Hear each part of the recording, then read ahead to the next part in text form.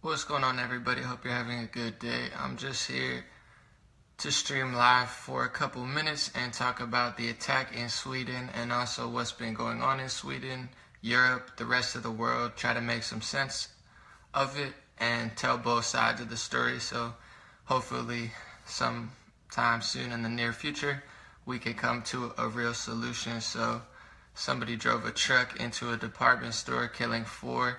This is very similar to the London attack of just killing people via vehicle. And I want to say that the American media, hasn't really talked about it in the past. They want to act like everything out of Donald Trump's mouth is crazy. There's no problem in Sweden. There's no problem in England. And from what I hear from Sweden is that the Swedish media is much, much, much worse. They don't talk about it whatsoever. They have laws where you can't mention, I believe, race and religion when talking about, certain attacks. Like, they try to just cover everything up. And while I think it's a multi-layered problem, I think there's certain countries in the world that are civilized that really need to be better to the world. But I think we have a serious, serious problem that Sweden doesn't want to talk about, England doesn't seem to want to talk about, and the United States doesn't want to talk about. There's a correlation there, and the reason I want to talk about it here is to people in the United States and anywhere else in the world. We need to have a conversation about this travel ban, because in the United States, they've painted a story of two sides. They say, okay, either if you support the travel ban, it's a Muslim ban, you hate, you're xenophobic, you're racist, you're sexist, or let them all in, just let everybody in, don't vet, don't check, just, we're the United States, we don't have borders, we're all loving.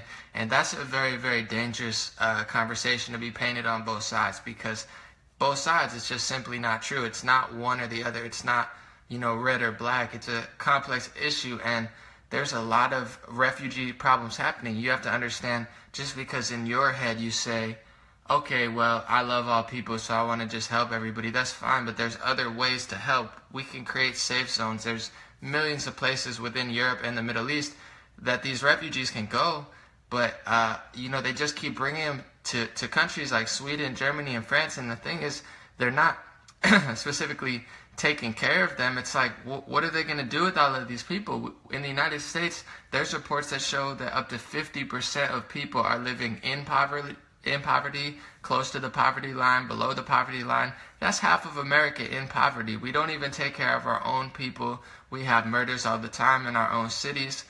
We have a lot to worry about on our own. So you're going to take, hundreds of thousands of people and dump them into ghettos. You could listen to Julian Assange. He talks about it. He always critiques Sweden for acting like they're these liberal, all grateful people, but in reality, they have one of the most corrupt governments. The GDP is owned by the oligarchs of Sweden. They own more of the government than most other countries, and they're just dumping these refugees into the ghettos, and they wonder why things go awry. And in Sweden, there's been a lot of rapes. There's been gang rapes. There's been rapes by refugees who claim to be kids, and they're like 30-year-old adults when they're claiming to be kids. And I'm not saying every refugee is bad. I think absolutely we should help them, but there's a bigger picture going on in the Middle East and Europe and even America that no one wants to talk about, and it's an extremist religion problem. I'm very critical of all religions that get extreme. I think every single religion can get to an extreme level, but we have to be honest about the situations. Yes, there's the United States could do a better job. A lot of our leaders have failed us and left really bad problems in the Middle East, but Sweden, is never really involved. They got minorly involved in the Iraqi war, and for the past 100 years, they've been not involved in war. They've been very liberal, very tolerant. They're perhaps, at least their laws and their media, they're very, very tolerant, and this stuff is still happening. You could Google grenade attacks in Sweden. Just Google grenade attacks in Sweden. Look at the Wikipedia, and if you don't believe the Wikipedia, you could check all the individual sources. They've went from having no grenade attacks to 20 to 35 to 40 per year grenade attacks. And Sweden is the size of California. So we have to be honest about this problem, because a lot of these refugees are unhappy because they're getting brought to Sweden, France, Germany, and they don't specifically want to be there in the first place, and they're not being taken care of. You know, they're in a country where they don't assimilate very well because possibly their religious values don't line up, and possibly life is just really, really hard. Life is hard for anybody in Europe, the United States. It's tough, you know. Greece is having problems. They don't have enough jobs. There's strikes going on all over the world. There's huge problems. There's huge problems in the United States. So life is hard. Imagine being a refugee and just getting dumped in a country that you don't really, your religious values don't line up, your social values don't line up, and you don't have any money or any job. So, I'm very sympathetic, empathetic to the refugees as well. I don't think they're all monsters, but I absolutely think the time to stop talking about it is now. The time to pretend like, oh, I'm going to put a hijab on my head and I love all Muslims in the world and we shouldn't have borders, and, our border to Mexico should just be completely open and anybody should come here at any time. That's ridiculous. I think one of the best statements I've ever heard was, then leave your door open at night. Leave all your windows, your door wide open. If that's how you feel, you wouldn't do it. You wouldn't leave all your windows and doors open, because that's just not how the world works. You keep yourself safe, and it's no different when it comes to a country. And these problems are popping up in Europe. They're not normal.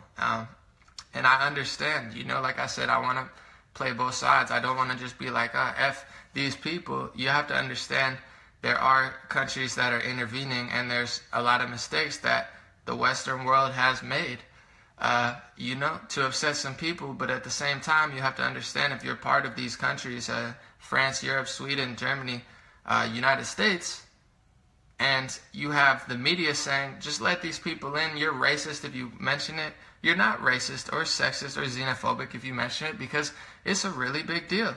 I agree with what our president said when he said we need to vet them better.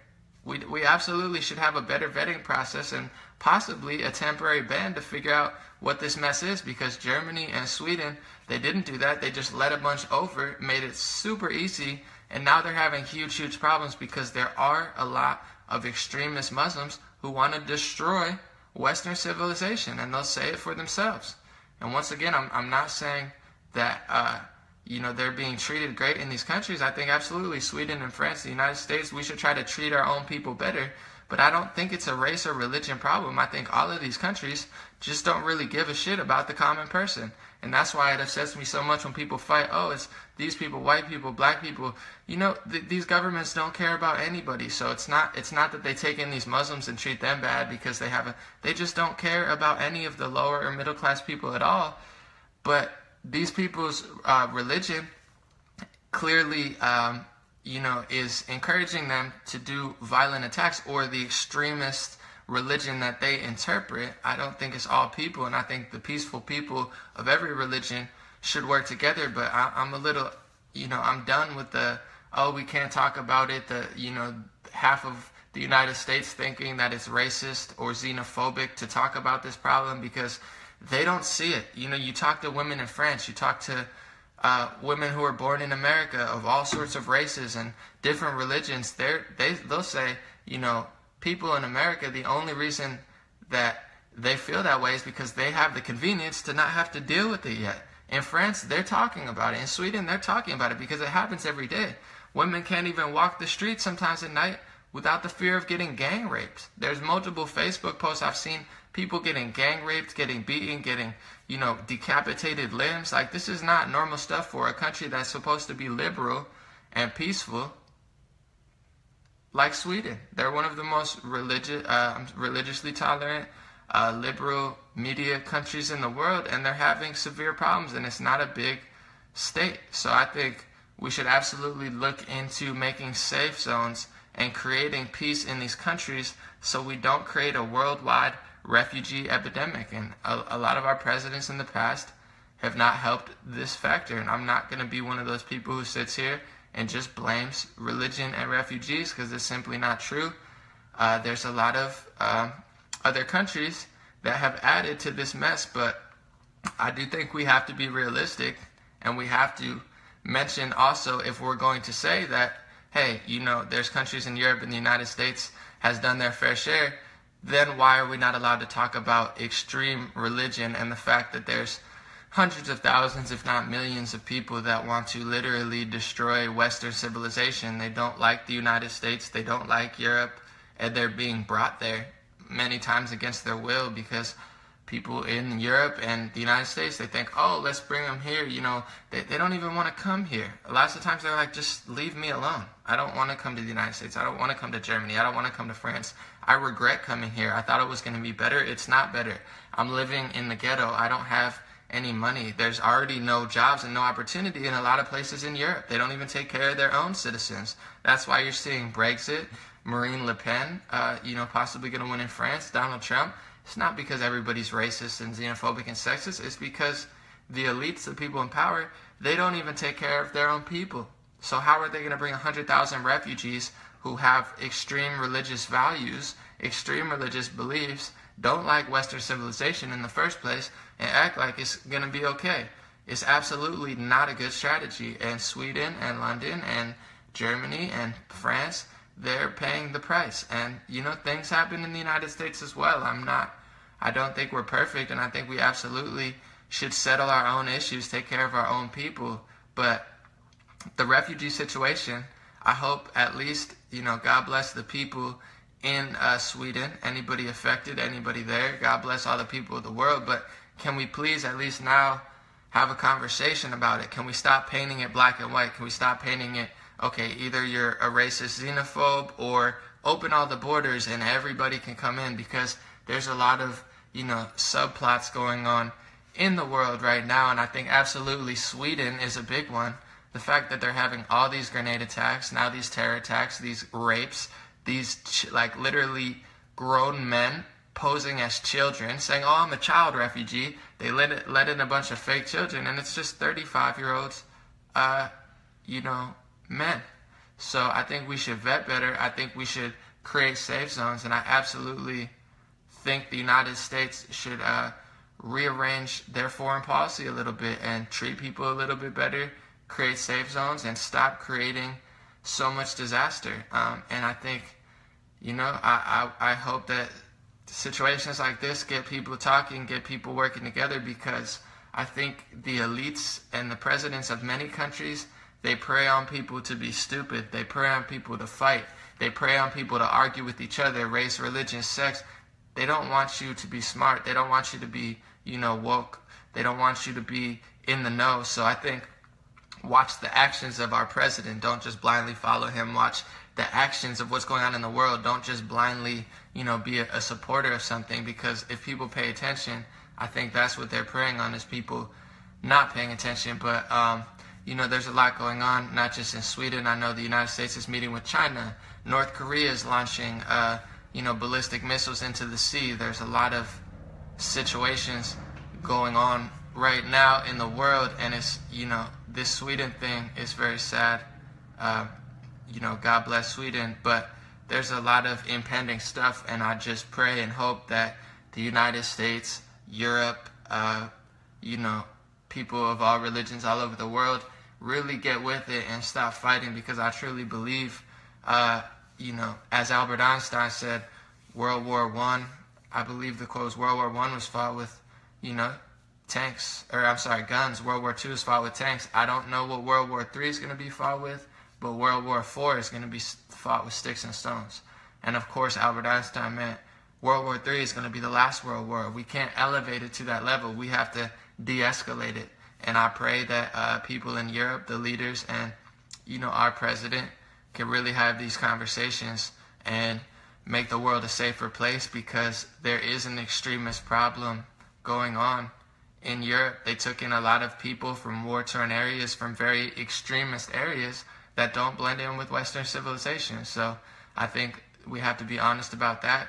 And at the same time, I think we have to understand that actions cause reactions. And in a lot of ways, past foreign policies and possibly present, depending what President Trump decides to do in Syria now that he's made a strategy change, it's all going to have in effect. And a lot of places in the world that don't get media coverage, like I believe it was Serbia, I saw they had a huge protest because there's no jobs for young people. So the Serbians in the street, there's so many countries, there's so many cities and towns, and our media can't possibly cover it all, but a lot's happening in the world right now, as I think it always is. I think the only difference now is we have access to it all. So I'm going to end on this note. I want to say stay optimistic, and don't be too pessimistic or paranoid, because I think things were always crazy. This might possibly be one of the better times, if not the greatest time to be alive ever. The only difference is we have so much media overstimulation, so much access to information that it's quite overwhelming. But it doesn't necessarily mean these are the worst times ever. Like, I think a lot of people will be like, these are the most terrible times to ever exist. That's simply not true. I think it's one of the best times to be alive. And, I just think we have so much access to information, it's just kind of confusing. But we are on the brink of something very special. So I pray that it's, world peace, and I pray that it's coming together, all of us, the peaceful people of all religions and all cultures. But definitely in Sweden, look into their refugee crisis, and at Europe's as well, because there's absolutely something going on. I think they took in a lot of people.